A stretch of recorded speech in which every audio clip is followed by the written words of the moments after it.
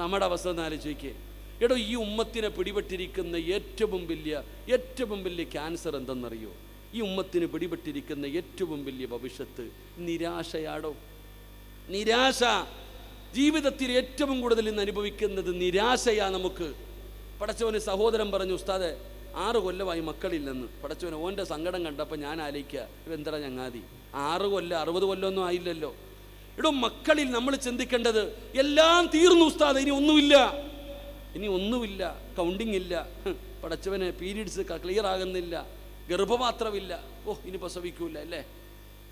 നമുക്ക് നിരാശ കഴിഞ്ഞു, ജീവിതം തീർന്നു. 30, 35, 40 ആയാൽ പിന്നെ പ്രസവിക്കത്തില്ല. ഇത് 40 വയസ്സുള്ള പെണ്ണ് പ്രസവിക്കില്ല എന്ന് എവിടെ പറഞ്ഞിട്ടുണ്ട്? അല്ലാഹ് പറഞ്ഞ, ഖുർആനിൽ പറഞ്ഞ, ഹദീസ് പറഞ്ഞോ, നിന്നെ പോലെ നടക്കുന്ന ഒരുത്തൻ പറഞ്ഞു, അത്ര തന്നെ ഉള്ളൂ. നമ്മൾ മനസ്സിലാക്കേണ്ടത് നിരാശ ജീവിതത്തിൽ പാടില്ല. അതിന് ഏറ്റവും വലിയ തെളിവ് ഒരു ദുആ ഖുർആൻ പറയാ. എൻ്റെ പ്രിയപ്പെട്ട സഹോദരങ്ങളെ, ഫലസ്തീനിലെ ബൈത്തുൽ മുഖദ്ദസ് എന്ന് പറയുന്ന പള്ളിയുടെ മിഹ്റാബിൽ മറിയം എന്ന് പറയുന്ന ഒരു ചെറിയ പെൺകുട്ടി വളരുന്നുണ്ട്. ഉമ്മ പള്ളിക്ക് കൊടുത്തതാ. അങ്ങനെ പണ്ടങ്ങനെയാണ് പള്ളിക്ക് കൊടുക്കും. മറിയം എന്ന് പറയുന്ന പെൺകുട്ടി ആ പള്ളിയുടെ മിഹ്റാബിനകത്ത് ഇങ്ങനെ ജീവിക്കുകയാ. സക്കരിയ നബി അലൈഹിസ്സലാം പള്ളിയുടെ മിഹ്റാബിനകത്ത് കയറി ചെല്ലുമ്പോൾ മറിയം എന്ന് പറയുന്ന ആ പെൺകുട്ടി പഴം കഴിച്ചുകൊണ്ടിരിക്കുന്നുണ്ട്. സക്കരിയ നബി വാങ്ങിച്ചു കൊടുത്തതല്ല. ഒരുപാട് പാഠങ്ങളുണ്ട് ആ ചരിത്രത്തെ, ഞാൻ വിശദീകരിക്കുന്നില്ല. സക്കരിയ നബി അലൈഹിസ്സലാം നോക്കി, പഴം പടച്ചവനെ, അല്ലാഹുവേ, ഈ പഴം ഞാൻ വാങ്ങിച്ചു കൊടുത്തതല്ല. മോളെ മറിയമേ, എവിടെ നിന്നാ മറിയമേ ഈ പഴം നിനക്ക്? ഈ പള്ളിയുടെ മിഹ്റാബിനകത്തിരിക്കുന്ന നിനക്ക് ഈ പഴം എവിടെ നിന്നാ? മറിയം എന്ന പെൺകുട്ടി ചിരിക്കുന്ന മുഖത്തോടെ പറയുകയാ, ഖാലത്തു ഹുവ മിൻ ഇൻദില്ലാ, എൻ്റെ റബ്ബ് തന്നതാ എനിക്ക്, എന്നെ പടച്ച റബ്ബ് തന്നതാ എനിക്ക്. സക്കരിയ നബി ആ പഴത്തിലേക്ക് നോക്കി. എൻ്റെ പ്രിയപ്പെട്ട സഹോദരങ്ങളെ, ആ ഫലസ്തീൻ എന്ന് പറയുന്ന രാജ്യത്ത് പോലും ആ പഴം കിട്ടൂല. കാരണം ഓരോ പഴത്തിനും സീസൺ ഉണ്ട്. മാങ്ങയ്ക്ക് സീസൺ ഉണ്ട്, ഓറഞ്ചിന് സീസൺ ഉണ്ട്. ഇതുപോലെ ഓരോ പഴങ്ങൾക്കും അതിൻ്റെതായ സീസൺ ഉണ്ട്. ഈ പഴം ഫലസ്തീൻ എന്ന് പറയുന്ന രാജ്യത്ത് പോലും കിട്ടത്തില്ല, സീസൺ അല്ലാത്ത സമയം. അങ്ങനെയുള്ള പഴമാണ് പള്ളിയുടെ മിഹ്റാബിനകത്തിരിക്കുന്ന മറിയം എന്ന് പറയുന്ന പെൺകുട്ടി കഴിച്ചുകൊണ്ടിരിക്കുന്നത്. സക്കരിയ നബി അലൈഹിസ്സലാം ഇത് കണ്ടപ്പോൾ, മറിയമിൻ്റെ മറുപടി കേട്ടപ്പോൾ, സക്കരിയ നബി അലൈഹിസ്സലാമിൻ്റെ ചരിത്രം എടുത്ത് വായിച്ചു നോക്ക്. കൊല്ലങ്ങൾ കഴിഞ്ഞു, കല്യാണം കഴിഞ്ഞിട്ട് വർഷങ്ങളോളം കഴിഞ്ഞു. സക്കരിയ നബി അലൈഹിസ്സലാമിന് മക്കളില്ല. സക്കരിയ നബി അലൈഹിസ്സലാം കല്യാണം കഴിഞ്ഞു, വർഷങ്ങളായി, മക്കളില്ല, വൃദ്ധനായി. എൻ്റെ പ്രിയപ്പെട്ട സഹോദരങ്ങളെ, പ്രായം ചെന്ന സക്കരിയ നബി അലൈഹിസ്സലാം കല്യാണം കഴിഞ്ഞു കൊല്ലങ്ങളായി മക്കളില്ലാതെ നടക്കുന്ന സക്കരിയ നബി അലൈഹിസ്സലാം അള്ളാഹുവിനോട് ദുആ ചെയ്യുകയാ. എൻ്റെ പ്രിയപ്പെട്ടവരെ, മറിയമെന്ന് പറയുന്ന പൊന്നാര മകളുടെ മറുപടി കേട്ടപ്പോ മഹാനായ സക്കരിയ നബി അലൈഹിസ്സലാം അവിടുന്ന് പടച്ചവനോട് മക്കളില്ല, പ്രായമായി, വയസ്സ് ഒരുപാട് കഴിഞ്ഞു. ചരിത്രം പറയുകയാണ് 100 വയസ്സിന്റെ മുകളിൽ പ്രായമുണ്ട്. പടച്ചവനെ 120ഓളം വയസ്സുണ്ടെന്നൊക്കെ പറയുകയാണ്. അല്ലാഹുവേ, സക്കരിയ നബി അല്ലാഹുവോട് പറയുകയാ, ഖാല റബ്ബി ഇന്നി വഹനൽ അൽമു മിന്നി വസ്അലർ റഅസു ശൈബാ വലൻ അകും ബിദുആഇക റബ്ബി ശഖിയാ. സക്കരിയ നബി അലൈഹിസ്സലാം അല്ലാഹുവിനോട് പറയുകയാ, എനിക്ക് പ്രായമായി തമ്പുരാന്, എനിക്ക് മക്കളില്ല തമ്പുരാന്, കല്യാണം കഴിഞ്ഞ് കൊല്ലങ്ങളായി തമ്പുരാന്, ഞാൻ വൃദ്ധനായി പടച്ചവന്, എൻ്റെ മാംസങ്ങൾ എല്ലിൽ നിന്ന് വിട്ടിരിക്കുകയാണ്, എൻ്റെ തൊലികൾ ചുടുങ്ങിയിരിക്കുന്നു, എനിക്ക് കഴിവില്ല തമ്പുരാന്, എൻ്റെ ആരോഗ്യം നഷ്ടപ്പെട്ടിരിക്കുകയാണ്, ഞാൻ വൃദ്ധനാണ്. സക്കരിയ നബി എണ്ണി പറയുകയാണ്, പടച്ചവനെ, ഞാൻ വൃദ്ധനാണ്, എനിക്കൊരുപാട് പോരായ്മകളുണ്ട്, എനിക്ക് മക്കളുണ്ടാകാൻ ഒരു സാധ്യതയുമില്ല. എന്നിട്ടോ എന്റെ ഭാര്യയുടെ അവസ്ഥയും ഇത് തന്നെയാ പടച്ചവന്. എന്റെ ഭാര്യയ്ക്ക് പ്രായമായി 99 വയസ്സിന്റെ താഴെ പ്രായമുണ്ടോ. സക്കരിയ നബി അലൈഹിസ്സലാമിന്റെ ഭാര്യയ്ക്ക് പെണ്ണേ 50 വയസ്സ് കഴിഞ്ഞ മെൻസസ് നിലയ്ക്കുമല്ലോ. ഡോക്ടർമാര് പറയുന്നത് പിന്നെ മക്കളുണ്ടാകാൻ സാധ്യതയില്ലെന്നാണ്.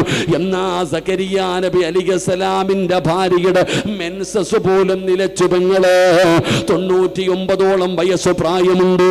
സക്കരിയ നബി വീട്ടിൽ ചെന്നിട്ട് പറഞ്ഞു, പെണ്ണ് നീ പ്രസവിക്കുമെന്ന് പറയുമ്പോ ആ ഭാര്യ പോലും പറയുന്നു, എന്നെ കളിയാക്കുന്നു, ഈ വൃദ്ധയായ ഞാൻ പ്രസവിക്കാനോ? അത്രത്തോളം സക്കരിയ നബിയുടെ ഭാര്യയ്ക്ക് പ്രായമുണ്ട്. രണ്ടുപേരും പ്രായം ചെന്നവരാണ്. ഒരു ചാൻസുമില്ല, ഒരു വഴിയുമില്ല. പക്ഷേ സക്കരിയ നബി പറഞ്ഞു, അല്ലാ നിനക്ക് കഴിയുമ തമ്പുരാനെ, നിനക്ക് കഴിയുമ തമ്പുരാനെ, എനിക്കൊരു സന്താനത്തെ വേണമല്ല, എനിക്കൊരു പൊന്നുമോനെ വേണമല്ല, എനിക്കൊരു പൊന്നുമോനെ തരണേ അല്ല. സക്കരിയ നബി റബ്ബിനോട് ദുആ ചെയ്തപ്പോ അല്ല കൊടുത്തു വാപ്പാ, മഹാനായ യഹ്യാ നബി അലൈഹിസ്സലാം. വയസ്സാം കാലത്ത് 100 വയസ്സ് കഴിഞ്ഞ സക്കരിയ നബി, 99 വയസ്സിൻ്റെ താഴെ പ്രായമുള്ള ഭാര്യ. നിങ്ങൾ പറ, സാധ്യത ഉണ്ടോ? 1% ഇന്നത്തെ ഡോക്ടർമാർ പറയുന്ന കണക്കനുസരിച്ച് ചാൻസ് ഉണ്ടോ? ഇല്ല. സക്കരിയ നബിയും പറഞ്ഞു ഇല്ല. പക്ഷേ നിനക്ക് കഴിയും തരാൻ, നിനക്ക് പറ്റും പടച്ചവനെ, എനിക്ക് തന്നേ പറ്റൂ. അള്ളാഹിനോട് ചോദിച്ചു, അള്ളാഹു കൊടുത്തു യഹ്യാ നബി അലൈഹിസ്സലാമിനെ. അള്ളാഹു ഈമാൻ തരുമാറാകട്ടെ. ഇതാ ദുആ, ഇതാണ് ദുആ. ചെയ്തിട്ടുണ്ടോ നീ? നീ കണ്ട ആൾക്കാർ ആമിന പറഞ്ഞു, തിരുവനന്തപുരത്തുണ്ട്, കൊല്ലത്തുണ്ട്, ആലപ്പുഴയിലുണ്ട്, എറണാകുളത്തുണ്ട്, കോഴിക്കോടുണ്ട്. കണ്ട ഡോക്ടർ മൊത്തം പോയി കണ്ടു. ഇപ്പം മടുത്തു, എല്ലാ മരുന്നും കഴിച്ച് നീ മടുത്തു. എൻ്റെ പ്രിയപ്പെട്ട സഹോദര, ഞാൻ എവിടെ നിന്നാ പറയണമെന്ന് എനിക്ക് നല്ല ഓർമ്മയുണ്ട്. അള്ളാഹു ഉസ്താദിന് ആഫിയത്തും ദീർഘായുസ്സും കൊടുക്കുമാറാകട്ടെ. ഞാൻ എവിടെ നിന്നാ പറയുന്നത്? ഞാൻ നിങ്ങളുടെ ഇവിടുത്തെ സ്ഥാപനത്തിൽ പഠിപ്പിക്കുന്ന ഉസ്താദിൻ്റെ അടുത്ത് തന്നെയാണ് പറയണത്. പറഞ്ഞില്ലേ ഉസ്താദ്? അൽഹംദുലില്ലാഹ്, ഇത്ര വർഷങ്ങൾക്ക് ശേഷമല്ലേ, അല്ലേ? 23 കൊല്ലത്തിന് ശേഷമാ അല്ല കൊടുത്തത്. എങ്ങനെ? അത് ഖുർആൻ ഓതിയിട്ട് കിട്ടിയടോ, അങ്ങനെ ഞാൻ പറയും. അത് അള്ളാഹുവിൻ്റെ പരിശുദ്ധമായ ഇതാണ് വേണ്ടത്. പ്രതീക്ഷ വിടരുത്. സക്കരി നിങ്ങൾ നോക്കിയേ, കണ്ട മരുന്ന് മൊത്തവും കഴിച്ചു. എന്നാ അല്ല പറഞ്ഞ മരുന്ന് കഴിച്ചിട്ടുണ്ടോ? ഖുർആനിൽ ഇല്ലാത്ത മരുന്നുണ്ടോ കാക്ക? അള്ളാൻ്റെ വിശുദ്ധമായ ഖുർആനിൽ അല്ല പറയാത്ത എന്തു മരുന്ന്? എല്ലാ രോഗത്തിനും മരുന്നുണ്ടോ? ഖുർആനിൽ ഇല്ലാത്ത ഒന്നുമില്ല. ഉസ്താദെ കച്ചവടം ഇല്ല. കച്ചവടം ഇല്ലാത്ത നിന്നോട് ഖുർആൻ പറഞ്ഞ മരുന്നുണ്ടല്ലോ. അല്ല പറഞ്ഞില്ല മരുന്ന് കച്ചവടത്തിൽ ബർക്കത്തുണ്ടാകാൻ എന്താ ചെയ്യേണ്ടതെന്ന്. മഹാനായ സക്കരിയ നബി അലൈഹിസ്സലാം, ഞാൻ പറഞ്ഞു വന്നത്, നമുക്ക് നിരാശയാ. ഡോക്ടർ പറഞ്ഞു ഇല്ല, ഇല്ല കഴിഞ്ഞു, 35 കഴിഞ്ഞു, 40 കഴിഞ്ഞു, ഇല്ല. ഓ മച്ചാടെ കുഴപ്പമാ, ഭർത്താവിൻ്റെ കുഴപ്പമാ, ഭാര്യയുടെ കുഴപ്പമാ, എനിക്ക് കുഴപ്പമൊന്നുമില്ല, ഓളുടെ കുഴപ്പം. ആര് പറഞ്ഞു? ആര് പറഞ്ഞ്? എൻ്റെ പ്രിയപ്പെട്ട സഹോദരങ്ങളെ, സഹോദരിമാരെ, അള്ളാഹുവിൻ്റെ ഖുർആൻ പറഞ്ഞ മരുന്ന് കഴിക്കണം. മക്കളില്ലാത്തവർ ജീവിതത്തിൽ പ്രയാസങ്ങൾ ഉണ്ടാകുമ്പോൾ, രോഗങ്ങളും ബുദ്ധിമുട്ടുകളും ഉണ്ടാകുമ്പോൾ ഖുർആൻ എടുത്തു വെച്ചിട്ട് ചോദിക്കണം. അറിവുള്ളവരോട് പോയി ചോദിക്കണം, ഖുർആനി വല്ല മരുന്നുണ്ടോയെന്ന്. മക്കളില്ലാത്തവർക്കും മക്കളെ കിട്ടാൻ ഖുർആൻ പറഞ്ഞ മരുന്നുണ്ട് പെങ്ങളെ. ഏതാ മരുന്ന്?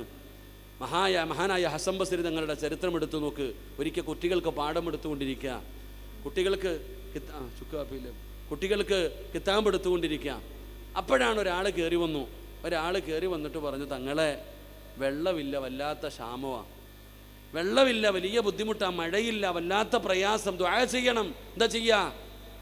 മഹാനായ ഹസൻ ബസ്രി തങ്ങൾ പറഞ്ഞു അത്രേ.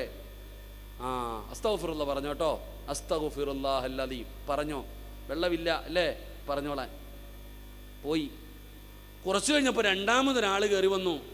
തങ്ങളെ കച്ചവടമൊക്കെ ആകെ പ്രശ്നത്തിലാണ്, വല്ലാത്ത പ്രയാസത്തിലാണ്, ദുആ ചെയ്യണം, എന്താ ചെയ്യാ? കച്ചവടമൊക്കെ ബുദ്ധിമുട്ടായില്ലേ, അസ്തഗ്ഫിറുല്ലാഹൽ അലീം പറഞ്ഞോ, പൊക്കോളാൻ പറഞ്ഞു. മൂന്നാമതൊരാൾ കയറി വന്നു. തങ്ങളെ കല്യാണം കഴിഞ്ഞിട്ട് കുറേ കാലമായി, മക്കളില്ല, ഇല്ലാത്ത ബുദ്ധിമുട്ട്, ഭാര്യ ഭയങ്കര സങ്കടത്തിലാണ്, തങ്ങളെ മക്കളില്ല അല്ലേ, അസ്തഗ്ഫിറുല്ലാഹ് പറഞ്ഞു. അപ്പം ഇത് കേൾക്കണ ശിഷ്യന്മാരുടെ കിളി പോയിട്ടുണ്ടാകും. എടാ ഉസ്താദ് എല്ലാത്തിനും ഒരു മരുന്നാ പറഞ്ഞ്. മക്കളില്ലെന്ന് പറഞ്ഞവരോടും, കച്ചവടത്തിൽ അഭിവൃദ്ധി വേണമെന്ന് പറഞ്ഞവരോടും, വെള്ളമില്ല മഴ വേണമെന്ന് പറഞ്ഞവരോടും എല്ലാവരോടും പറഞ്ഞു അസ്തഗ്ഫിറുല്ലാഹ്. അപ്പം ശിഷ്യന്മാർ തന്നെ ചോദിച്ചു, ഇതെന്തേ ഉസ്താദെ എല്ലാത്തിനും ഒരു മരുന്ന്, എല്ലാത്തിനും ഒരു മരുന്നെന്താ? അപ്പോഴാണ് മഹാനബറുകൾ അവിടെ നിന്ന് പറയുകയാ, ഞാൻ പറഞ്ഞതല്ല മക്കളെ, അല്ലാഹു പറഞ്ഞതാണ്. ഫഖുൽതു അസ്തഗ്ഫിറൂ റബ്ബക്കും ഇന്നഹു കാന ഗഫാറാ യുർസിലിസ് സമാഅ അലൈക്കും മിദ്റാറാ വയുംദിദുകും ബിഅംവാലിൻ വബനീൻ വയജ്അൽ ലക്കും ജന്നാത്തിൻ വയജ്അൽ ലക്കും അൻഹാറാ. അല്ല പറഞ്ഞ മരുന്നാണ്, അല്ല പറഞ്ഞ മരുന്നാണ്. സഹോദരാ, വെള്ളമില്ലേ? കിണറ്റിലെ വെള്ളമില്ലാതെ ബുദ്ധിമുട്ടുന്നവര് പറഞ്ഞോ അസ്തഗ്ഫിറുല്ലാഹല്ലദീ. കടയിൽ കച്ചവടമില്ല, അയൽവാസിയുടെ കടയ്ക്കകത്ത് ആള് കയറുന്നത് കാണുമ്പോ അവിടെ ഇരുന്ന് അസൂയപ്പെടല്ലേ. പറഞ്ഞു അസ്തഗ്ഫിറുല്ലാഹല്ലദീ. അല്ലാഹു തരും സഹോദരാ. മക്കളില്ലേ പെങ്ങള്, മക്കളില്ലേ പെങ്ങള്, അല്ലയല്ലേ പറഞ്ഞത് അസ്തഗ്ഫിറുല്ലാഹ് പറയാ. പറഞ്ഞു പെണ്ണേ, അല്ലാഹു നിനക്ക് മക്കളെ തരും പെങ്ങളെ. അതുകൊണ്ട് ഞാൻ പറയുകയാണ്, പ്രതീക്ഷ കൈവിടണ്ട. അല്ലയാണ് നമ്മുടെ കൂടെയുള്ളത്, അല്ലാഹുവാണ് നമ്മുടെ കൂടെ ഏറ്റവും അടുത്തുള്ളത്. ചോദിച്ചാ തരുന്നവനാണ് അല്ലാ. ദുആയിക്കൊരു മടിയും വേണ്ട, ദുആയിക്കൊരു മടിയും വേണ്ട. എന്തിനാ എപ്പോഴും ദുആ മജ്ലിസും ദുആയും എന്തിനാ ഉസ്താദ്? ചെയ്തോ ദുആയോ. ദുആ ചെയ്താൽ അല്ലാഹു തരുന്ന പ്രതിഫലം എന്തെന്നറിയോ? നഷ്ടമില്ലാത്ത കച്ചവടമാ, നഷ്ടമില്ലാത്ത കച്ചവടമാണ് ദുആ. പോ സഹോദരാ, എടോ എന്റെ മുമ്പിൽ ആരെങ്കിലും ഒന്ന് കൈനീട്ടിയാ ഞാൻ നിങ്ങളെ വെറുതെ മടക്കിയേക്കാം.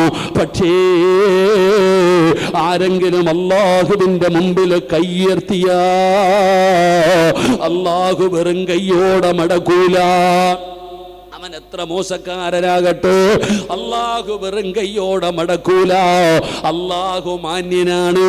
3-1 അല്ലാഹു നിനക്ക് തരുമെന്ന് ആദരവായ പ്രവാചകൻ നബി മുഹമ്മദ് മുസ്തഫ സല്ലല്ലാഹു അലൈഹി വസല്ലമ തങ്ങൾ പറയുകയാണ്, ഒരാൾ ലോകത്തിന്റെ അധിപനായ അല്ലാഹുവിന്റെ മുമ്പിൽ കൈയുയർത്തിയാൽ ആ കൈ വെറുതെ അല്ലാഹു മടക്കൂല.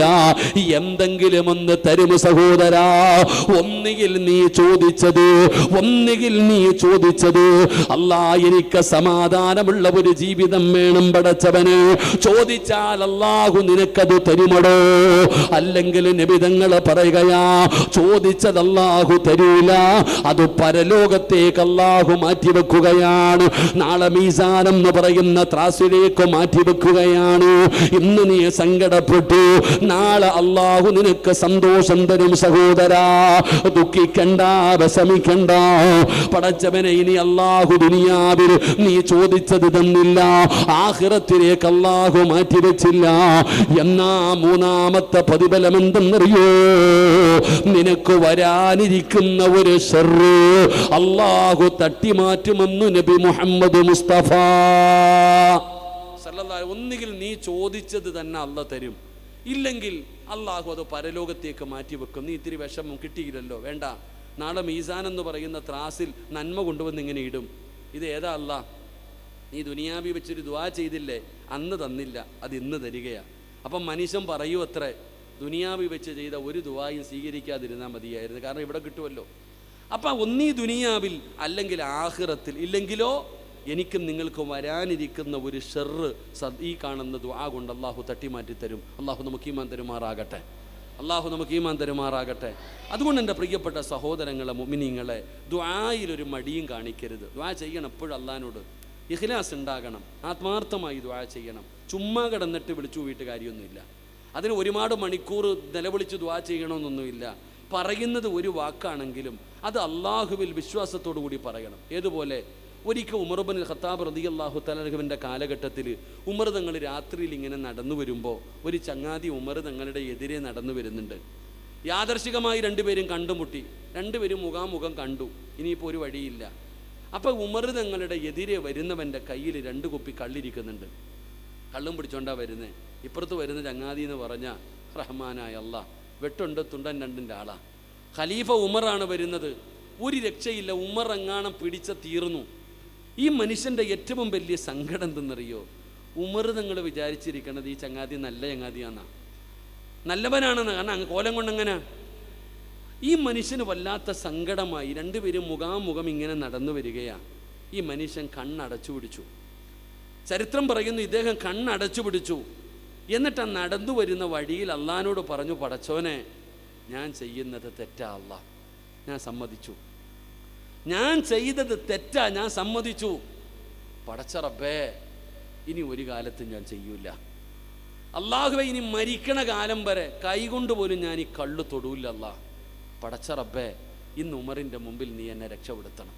ഒറ്റ കാര്യം പറഞ്ഞുള്ളൂ, ഞാൻ ചെയ്തത് പാവമാ, സമ്മതിച്ചു, ഇനി മരിക്കണ കാലം വരെ ഞാൻ ചെയ്യൂല, പക്ഷെ ഉമറിൻ്റെ മുമ്പിൽ എന്നെ രക്ഷപ്പെടുത്തണം. ഈ മനുഷ്യൻ ഇത് പറഞ്ഞു തീരുന്നതും ഉമർ തങ്ങൾ ചോദിച്ചു, ഹബീബേ എവിടെ പോയതാ, എന്താ കയ്യിൽ, എവിടെ പോയതാ, എന്താ കയ്യിലിരിക്കണത്? ഈ ചങ്ങാതി കണ്ണ് തുറന്നിട്ട് പറഞ്ഞടോ, എൻ്റെ കയ്യിലിരിക്കുന്നത് സുറുക്കയാ, എൻ്റെ കയ്യിലിരിക്കുന്നത് സുറുക്കയാ. ഇങ്ങോട്ടാ ഉമർ തങ്ങളെ കുപ്പി അങ്ങോട്ട് മേടിച്ചു. ആ കള്ളിൻ്റെ കുപ്പി തുറന്നു നോക്കിയപ്പോൾ അത് സുറുക്കയായി മാറിയെന്ന് മഹാനായ നബിയ്യനാ റസൂലുള്ളാഹി. ഇവിടെ നിങ്ങൾ ആലോചിക്കുക, ചരിത്രം പറയുക, നിങ്ങൾ ആ ചരിത്രം വായിച്ചോ, ഹദീസ് കാണാം.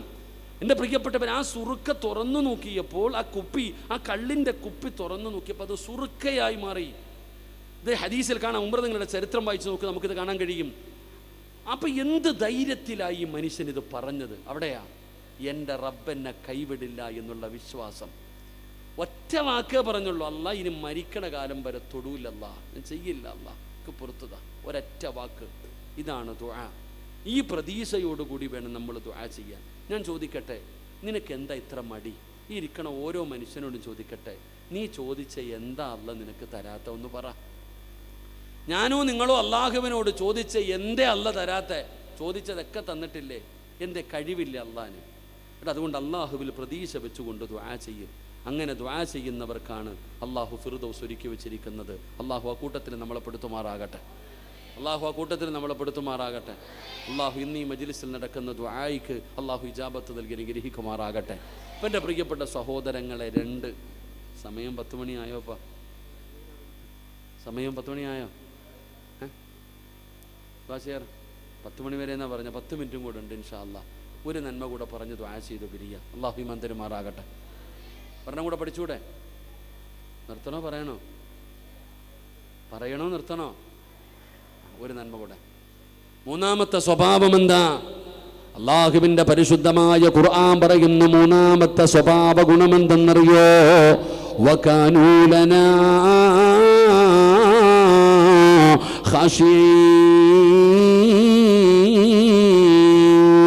അവർക്ക് അല്ലാഹുവിനെ വല്ലാത്ത ഭയമാണ്. അവർ അല്ലാഹുവിനെ ഭയന്ന് ജീവിക്കുന്നവരാണ്. അവർ അല്ലാഹുവിനെ പേടിച്ച് ജീവിക്കുന്നവരാണ്.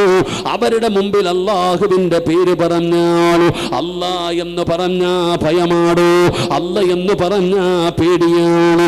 ഇന്നമൽ മുഅ്മിനൂനല്ലദീന ഇദാ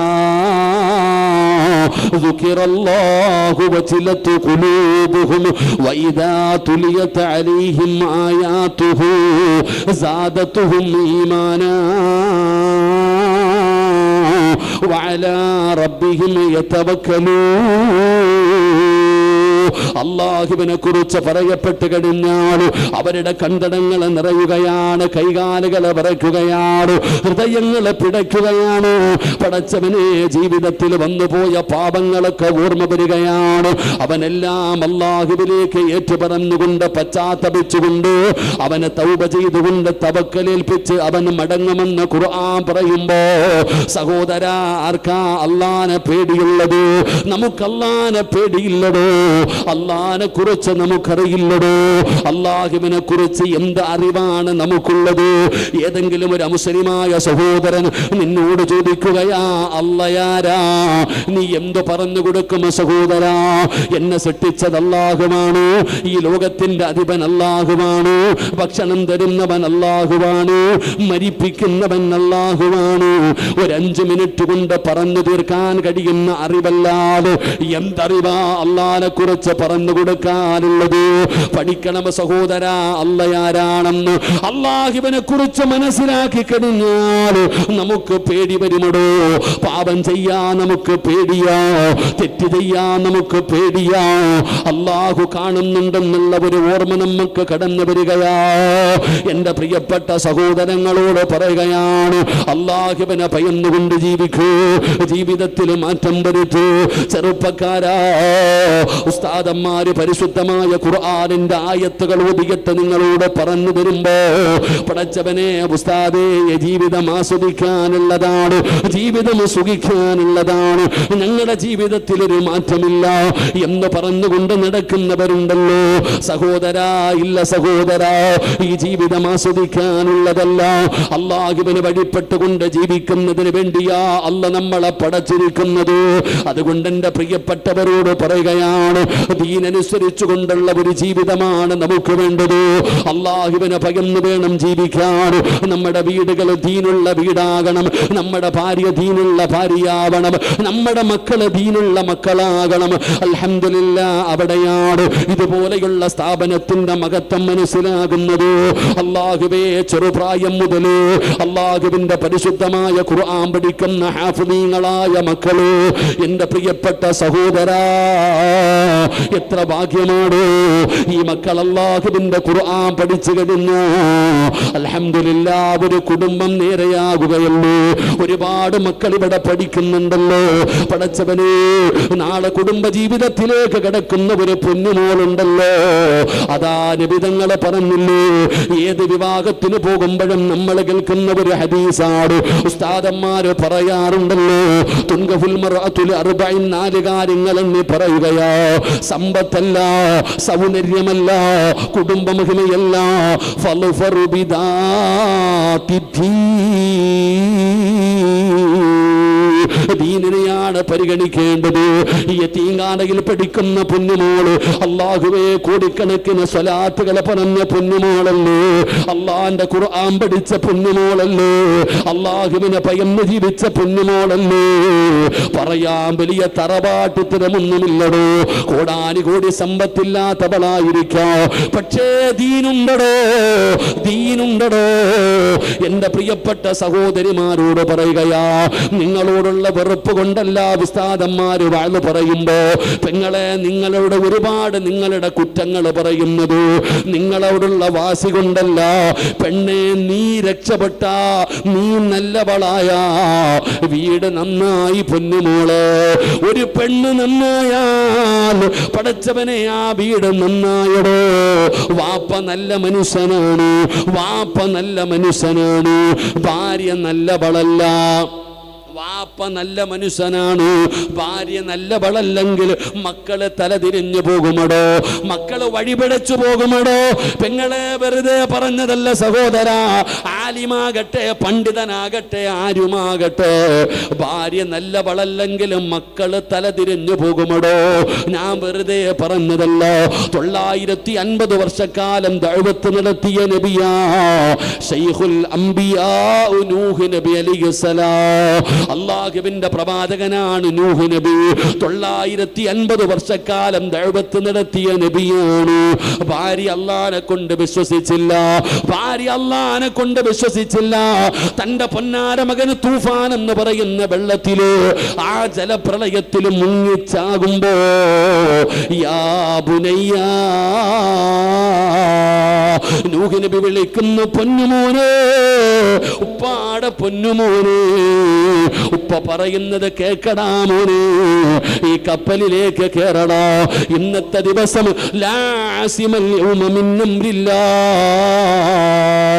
ഇന്ന് വേറെ വഴിയൊന്നുമില്ലെന്ന് തന്റെ പൊന്നാര മകനോട് മഹാനായ നൂഹ് നബി പറയുമ്പോ, വാപ്പാടെ കാര്യം നോക്കിക്കോ, ഞാൻ ആ കാണുന്ന പർവ്വതത്തിന്റെ മുകളിൽ കയറി രക്ഷപ്പെടുമെന്ന് പറഞ്ഞു. തന്റെ പൊന്നാര മകന് കണ്ണിന്റെ മുമ്പിൽ കിടന്നു മുങ്ങി മരിച്ചടോ. കാണേണ്ടി വന്ന സഹോദരാ, ചെറുപ്പക്കാരാ, മഹാനായ ലൂത്ത് നബി അലൈഹിസ്സലാം, ലൂത്ത് നബിയുടെ ചരിത്രം പഠിച്ചവരാണല്ലോ. അതും പ്രവാചകനായിരുന്നു. ഭാര്യ അള്ളാനെ കൊണ്ട് വിശ്വാസമില്ലാത്തവളായിരുന്നു. തന്റെ മക്കളും തലതിരിഞ്ഞു പോയെന്ന ചരിത്രം പറയുകയാ.